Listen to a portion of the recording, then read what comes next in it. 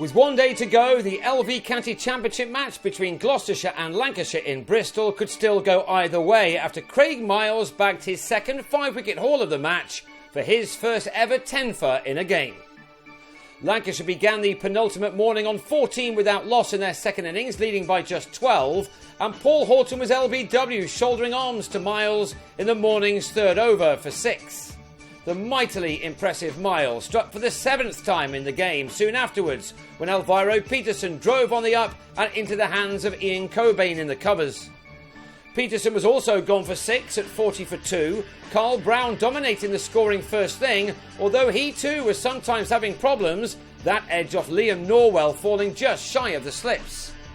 The pitch was offering the pace men plenty, and even someone of Ashwell Prince's experience and form was having his moments of concern.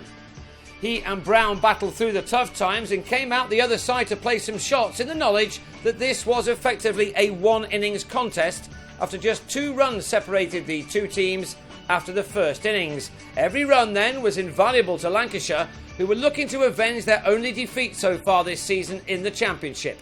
Carefully, this pair added a crucial 77 runs for the 3rd wicket, ensuring that the shine was coming off the cricket ball.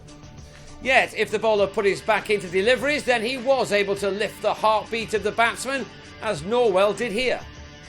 Prince survived that, but next ball he took on a risky single to mid-on, where who else but Miles charged in, released an underarm throw which hit the stumps to have Prince run out for 43. The joy at that dismissal was unconfined, and Gloucestershire were overjoyed when 2 balls later, Stephen Croft was legged before to Miles for a golden duck, the bowler doing everything right at this stage. The home side still needed to see the back of Brown, who was gluing this innings together. His hard-working half-century arrived off his 161st delivery, a stat in itself which tells you just how tough the going had become. Brown had struck 9 fours in his 50, and he added one more glorious one before he was dismissed for 56 to open this game right up for the Gloucesters. A bottom edge off Benny Howell had enough on it to carry through to substitute keeper Cameron Herring, who was deputising for the injured Gareth Roderick.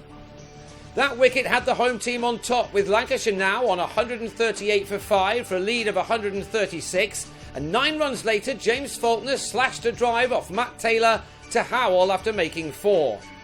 A couple more breakthroughs now and Gloucestershire would have been well on top, but Jordan Clark and Alex Davis were able to get through to tea unscathed. They would have known that this pitch has allowed partnerships to build throughout, and it was important to make the most of the starts they got with shots like these, which added 53 runs for the 7th wicket, either side of the break for tea. Just after it, Howell saw Davis clipping to Will Tavare at mid-wicket to go for 28.